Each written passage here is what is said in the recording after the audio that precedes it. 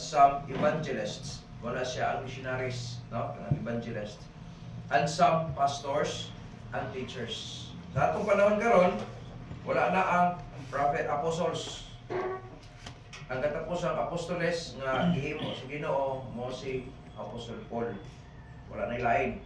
Kung natin madunggan ano yung mga new apostolic churches, natin mga apostoles yung itawag nila, nadili na sa Ginoo.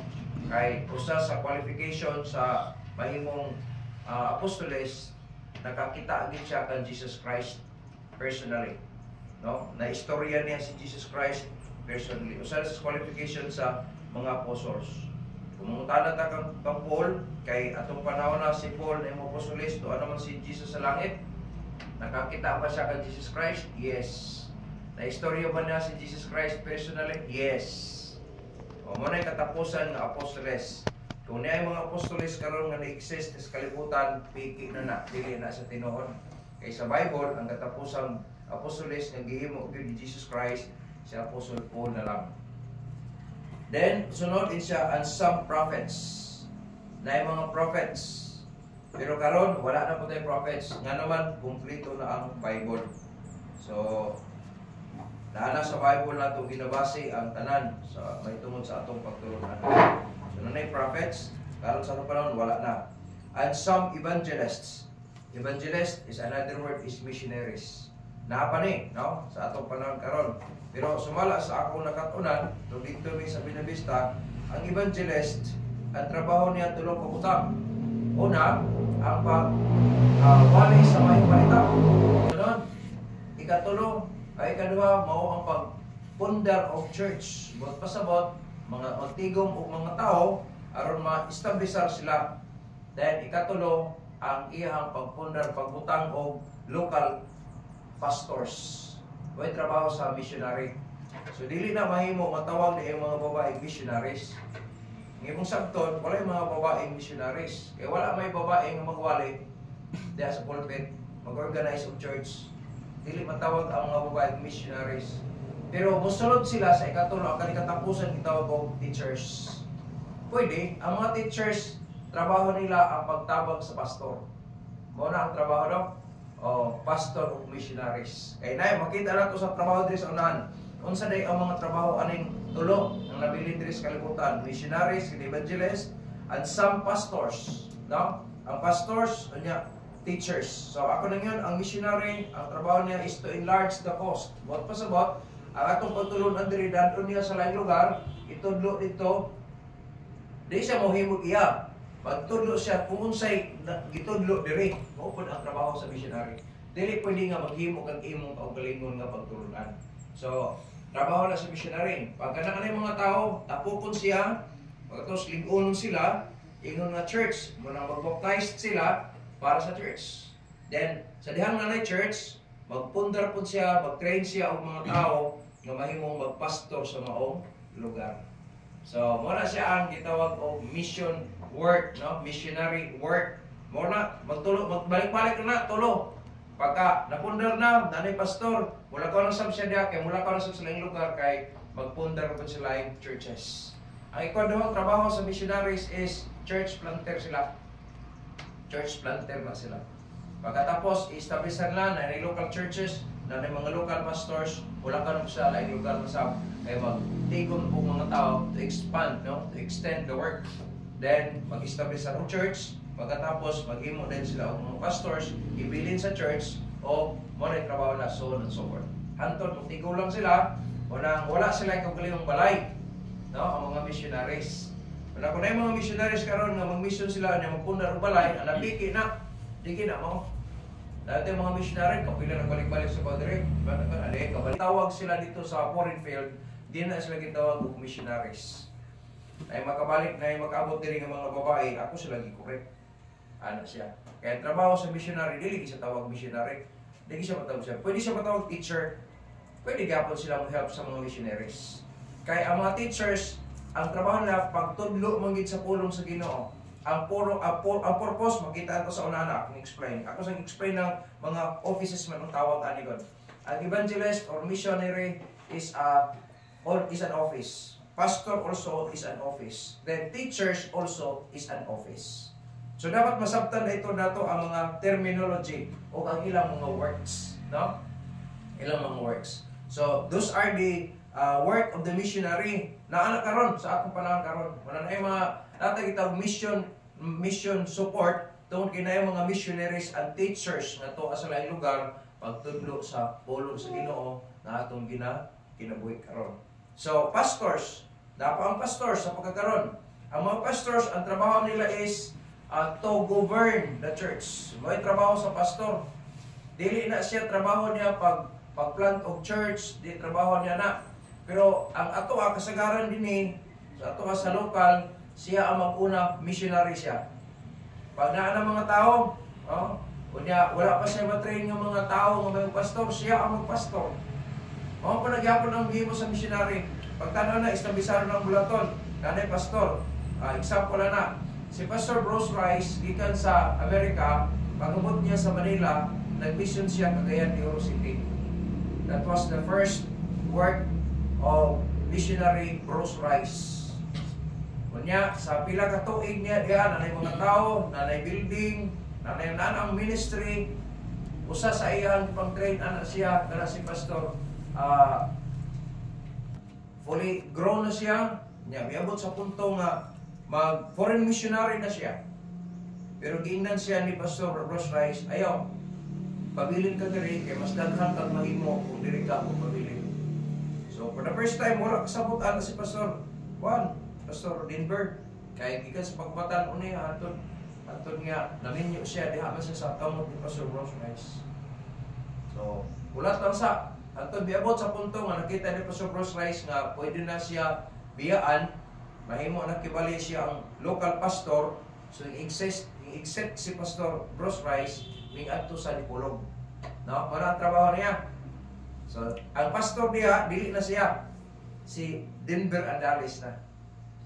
So ang missionary nila mangilawat anak pag organize na ang church na ang local pastor dili na ilabdan. Pwede siya maka-advise. So ora gyapon ang pamilya gyapon ba? Kung ang anak na binyo na dili ka pwede magbuot sa ilang padagan, sa ilang panimalay, kay ilahan na lang panimalay. Pero pwede ka makasuggest sa ngalan nga ginikan. Pwede ka makatudlo, kunya makahatag ka og sana gitawag og advices sa panahon nga naginahanglan sila. Ano? So mao ko ang gihimo sa missionary. So nana ang evangelist, go work siya nya karon na ikaupat niya nga work nasa West CDO, nanapod siya karon. Ikaupat niya nga lugar, no? Ikaupat niya nga lugar na pagmuntar o church diri sa Pilipinas. So man ang trabaho sa evangelist, no? Ang missionary. Then the pastor, local pastor, dako kayo ang coverage sa pastor. Kaya ang pastor, mag-monitor siya sa patigayon sa mga tao na napalibot sa iya. Ang trabaho sa pastor, magtanaw siya sa growth sa mga members. Magtanaw siya sa mga unsay problema sa mga membro. Dako kaya ang trabaho sa pastor. Pagkatapos,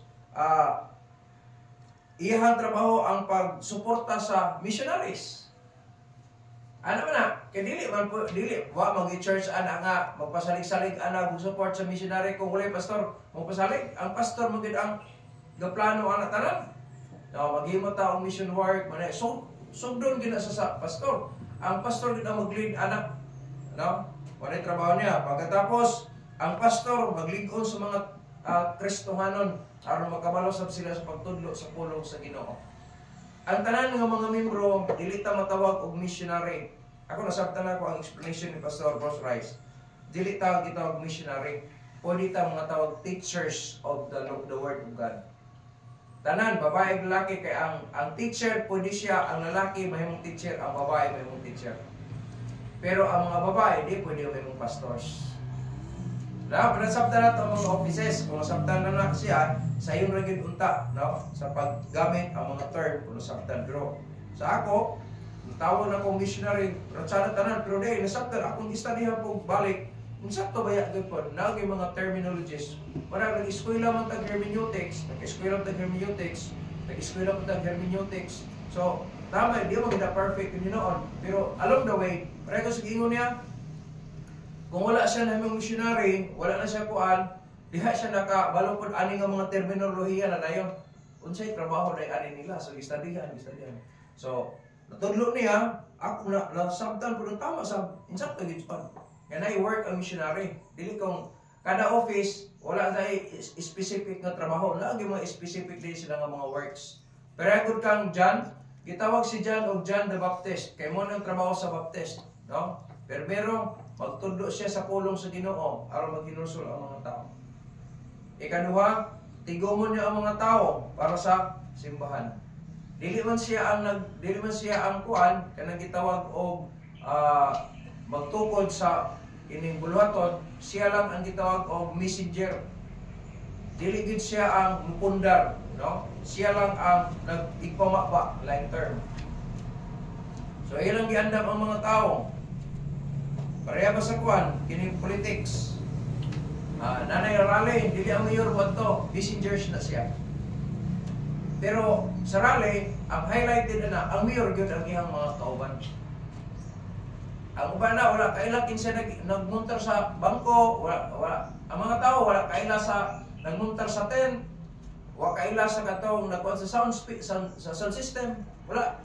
Pero ang highlighted dito ang mayor ug ang iyang mga ka-alyansa. Inana siya. Orang si John the Baptist diri sa highlighted, pero siya ang nagdala sa buluhaton diri sa kalibutan, gipundar na ni Kristo. So mo na ang atong ginasunod sa akong panahon karon, no? So nanang pastors, dako kayo ang trabaho sa pastors kay unsa ang mga ministeryo nga gibilin sa Ginoo sa church, iyahaman ang responsibilidad. So kung natay soul winning department, ang pastor ang mag-manage sa anak. Nya pa nakita niya nga na siya masaligan ani nga work nga division, utangan niya diha og tao. Tama na inana, no? Nya sa discol superintendent, tanaw niya kung mabuo na ba ning tanan nga hantod paubos. Nana mo ni trabaho sa pastor, no? Aron mahimo mapatigayon ang bulaton. Unya kung may kaygayonan unsang mga ministries nga aron makatubo ang bulaton like school. Oh, ang pastor gihapon mag-manage sa anak tanan. Ginana kadako ang kining spare, no? Scope sa trabaho sa pastors. Daghan kayo ang atubangonon sa pastors. Panada sa yang siya kinsay angay ibutang diha aron mag-lead sa young people. Magbutang siya og mga leaders sa mga men kung kinsay angay ibutang sa mga men. Sa mga ladies, by department, mo na ang pag-usumag sa bulaton. Mo na ang trabaho sa pastor, pero daghan, no? Daghan kayo. Ang mga bayronon sa mga expenses sa church, pastor na nga trabaho, no? Muna siya ang mga galamay sa pastor. Sa later ba, nagapoy daghan trabaho ang mga teachers. Kay na yung mga panahon nga sila ang mag-follow up sa katong palauponon nga di na mabot ni pastor. Tungod kina hindi trabaho ni pastor din. Na mga teachers, ang kini mga teachers, babae ug lalaki, bata ug tigulang, mo ni ang gitawag og mga galamay sa pastor, mga teachers. Gibutang na sa Ginoo office na gyapon. Kanang inyong gihimo may extension classes sa mga bata, teachers as teachers, no? Trabaho gyapon na office gyapon na sa mga teachers. Nag-follow up sa mga Kristohanon, mga kaubanan nimo. Trabaho na. Kaya atong tanawon diri ang trabaho sa Bible, ang trabaho sa mga offices, usa rin tumong. Isa lang tumong. Yung sa verse 12, for the perfecting of the saints. Aron mamalig-on, no? Aron paglig-on sa mga balaan. Kinsa man yung mga balaan? Mga nangaluwas ni. Kato mga nangaluwas. So unsa man paghimo ni? Unsa ni pag-perfect sa mga saints? Dasigon sila. Wala na kasimba. Ato siya dito. Kumusta naman mo diri? Muling patawag ba ha? Ano ba? Dasigon sila. Kaya muna trabaho sa mga teachers. For the work of the ministry. Ang mga teachers, dili lang kung follow up sa mga members, dili lang kung